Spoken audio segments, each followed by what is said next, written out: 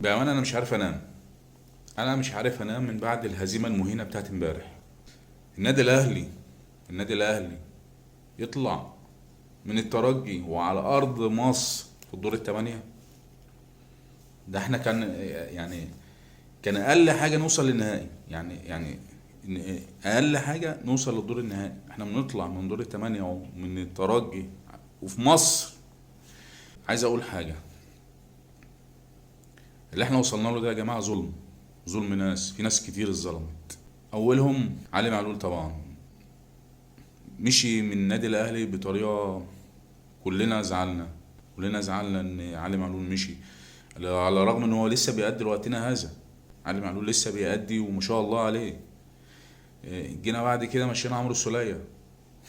مشينا قائد النادي الاهلي اللي كان بيشد اللعيبه، مشيناه. طب انت خليت الاهلي بدون قائد. هو الشناوي، بس الشناوي مستواه مأثر عليه نفسيا اصلا. فمش هيجي بقى يقول للاعب انت ادي وشد ومش عارف ايه وانت اصلا مستواك نازل. فاهمني؟ فمفيش قائد. كنت خلي عمرو السولية كنت خلي عمرو السولية حتى اديله شوط، اديله نص ساعة. حتى لو نزلت القيمة بتاعت عقده ما كانش هيتكلم. علي معلول بيأدي لحد دلوقتي، احنا مشيناه ويعني بالدموع. يعني علي معلول، يعني نفتكر كده كان بيعيط بالدموع عشان ماشي. كولر حدفناه بالازايز. جينا بقى جبنا مدرب على الله. على الله. جبنا مدرب ما عرفش اي حاجه في اي حاجه، يعني مدرب انت حتى تغييراتك ما فيش لمسه. يعني انت بتنزل تغييرات عشان تدعم الفرقه، ما فيش. ما بشوفلكش جمله بتحصل. ما فيش لمسه، ما فيش اي حاجه. ما فيش. انت بتنزل اللعيبه ويلا العبوا، وبتقعد بره بقى انت شويه تجيب لنا، تجيب كيس لب وتفضل تقزقز تتفرج زينا. هو في ايه؟ وبعدين نحط له شرط جزائي بمبلغ وقدره. طيب، اختيارات اللعيبه، احنا رحنا جبنا مهاجم، فضلنا نحكي في المهاجم دوت من شهر كام؟ من شهر 10. جابوا لنا كاموش معرفش كاموش ولا هاموش ولا ايه. ايه ده؟ ده ما يستحقش اصلا يعني يعدي قدام النادي. ده اخره كبيره يلعب في دوري المظالم في الدوري المصري. في ناس بتشبهه بموديست، لا موديست كان بيستلم ويسلم والكلام ده كان محطة. انما ده مفيش، ده على الله. ففي ايه؟ في ايه؟ جمهور الاهلي اتوسم خير لما كابتن سيد الحفيظ دخل اداره النادي الاهلي. انت فينك يا كابتن سيد؟ انا مش حاسس بلمستك. يعني مفيش حاجه مكتوب عليها امضاء سيد الحفيظ. مفيش. آه، كابتن وليد صلاح الدين، هو في ايه؟ اوضه اللبس انا حاسس فيها خلل. حاسس في اوضه اللبس خلل.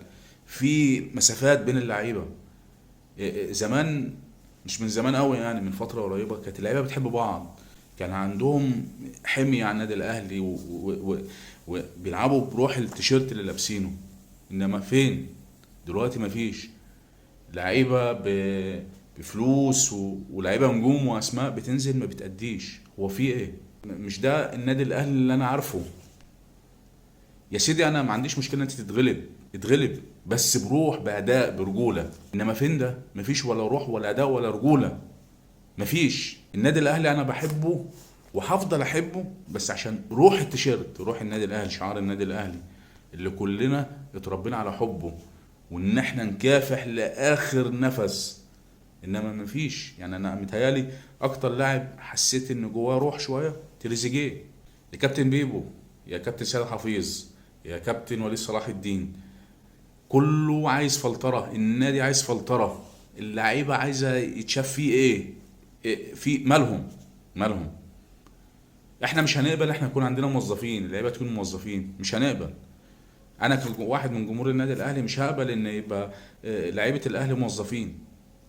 لا، انا عايز لعيبة رجالة تنزل تلعب باسم الشعار، تنزل تكافح لاخر نفس. زعلش ملايين من جماهير النادي الاهلي بالخروج المهين اللي شفناه. رجاء يا كابتن بيبو وكابتن سيد، اللي انا فعلا محتاج اشوف لمسه ليك يا كابتن سيد اللي احنا يعني طرنا من الفرحة لما دخلت مجلس الإدارة. فعايز اشوف لمسة ليك يا كابتن سيد، يعني يا ريت، يعني عايز اشوف لمسة وامضاء سيد حفيظ، نفسي. انما كده في حاجة يا جماعة، النادي الاهلي كبير، النادي الاهلي كبير، واللي مش قد اسم النادي الاهلي ومش قد شعار النادي الاهلي يتفضل، مش هو ده النادي الاهلي. حاجة تحزن. احنا الموسم ده هنطلع، يعني شكلنا هنطلع على موسم صفري. هو مفيش غير الدوري، والدوري احنا ماشيين بنقع. لولا فضل ربنا يعني، وهدايا المنافسين، يعني هدايا المنافسين هي اللي مساعدانا لحد دلوقتي. يا ريت يا كابتن بيبو ويا كابتن سيد اهتموا بالفرقة، وشوفوا الفرقة ناقصها ايه، وشوفوا اللعيبة فيه ايه، وشوفوا اوضة اللبس لو عجبك الفيديو يا ابو الصحاب، يا ريت تدعمني بلايك وتصلي على النبي في التعليقات، وتشير الفيديو دوت عشان لعل وعسى صوتنا يوصل لإدارة النادي الأهلي. يا ريت. السلام عليكم.